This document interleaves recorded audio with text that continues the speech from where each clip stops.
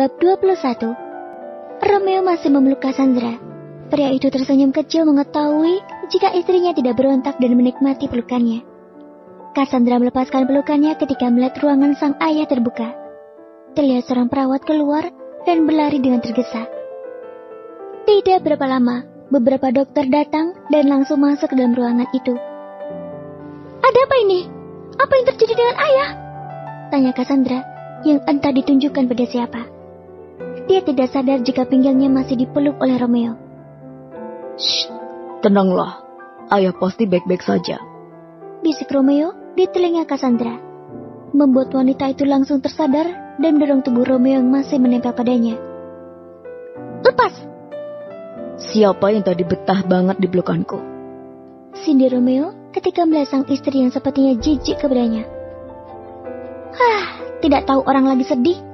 Ya sudah, pergi sana kalau nggak ikhlas, usir Cassandra sambil menggerakkan tangannya mengibas-ibaskan ke arah pria itu. Bukannya pergi, Romeo malah mendekat. "Tuan Romeo Yudit yang terhormat, sejak kapan Anda suka dekat-dekat dengan saya? Bukankah Anda itu jijik ya sama saya?" "Oh ya, tapi kamu itu istriku, jadi wajar jika aku dekat-dekat. Kalau yang gak wajar itu kalau aku dekat dengan wanita lain," jawab Romeo santai. Cassandra berdecih.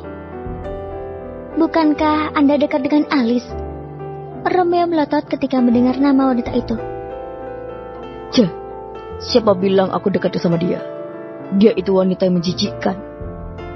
Cassandra nampak membuka mulutnya, ingin mengatakan sesuatu, tetapi kemudian Cassandra urungkan dan menutup mulutnya kembali. Kenapa jadi kelihatan akrab kalau berdebat seperti ini? Sejak kapan sih Romeo jadi suka bicara? Cassandra merasa tidak suka dengan sikap Romeo yang berubah seperti ini. Pria itu dulu begitu dingin dan tanpa ekspresi. Wajahnya datar dan sangat irit bicara. Bahkan Romeo tidak pernah tersenyum sama sekali kepadanya. Sama menikah di kehidupan yang dulu, Romeo sudah terlanjur membenci sampai ke tulang. Dan Cassandra tahu siapa yang membuat Romeo menjadi seperti itu. Romeo mengerutkan keningnya ketika melihat istrinya itu malah melengos dengan berjalan menjauh darinya. "Dasar labil," gumam Romeo, tersenyum kecil melihat tingkah Cassandra yang sekarang. Padahal dulu wanita itu pasti akan selalu menempel padanya, merengek dan selalu berbuat hal-hal yang dimana membuat Romeo tidak suka. Memakai pakaian ketat dan seksi adalah salah satu hal yang tidak dia sukai dari Cassandra. Apalagi dengan dandanan menor dan sikap yang centil. Sungguh membuat Romeo risih. Namun entah kenapa sekarang perasaan tidak suka dan risih itu hilang begitu saja. Romeo tidak tahu, apa karena Cassandra telah berubah? Bukan hanya karena itu. Romeo merasa dia seperti kehilangan seseorang yang biasanya selalu mengganggunya. Setelah selama sebulan lebih, Cassandra sama sekali tidak mengganggunya, membuat Romeo galau dan merasa kehilangan. Cassandra sendiri tidak kalah gelisah dan hanya bisa berdoa dalam hati agar ayahnya selamat. Wanita itu tidak bisa membayangkan bagaimana jika ayahnya meninggalkan dia lagi seperti yang dulu. Ya Tuhan, tolong selamatkan ayah. Cassandra menggigit kukunya hanya demi mengurangi kegugupan yang melanda. Dia juga sudah pasrah dengan segala kehendaknya, takdir dari Tuhan. Mungkin dia hanya bisa menyesal karena telah membiarkan Alice melakukan perbuatan jahatnya itu di kehidupan sekarang. Seharusnya tadi dia tidak perlu pergi meninggalkan sang ayah. Kalau ternyata tetap terjadi seperti ini. "Alice, aku akan membalasmu." Pintu ruang rawat Jeffrey terbuka. Cassandra dan Romeo langsung berlari ke arah dokter yang keluar dari dalam sana. "Bagaimana keadaan ayah saya, dokter?" "Bagaimana ayah mertua saya, Dok?" Sang dokter menatap Romeo dan Cassandra secara bergantian.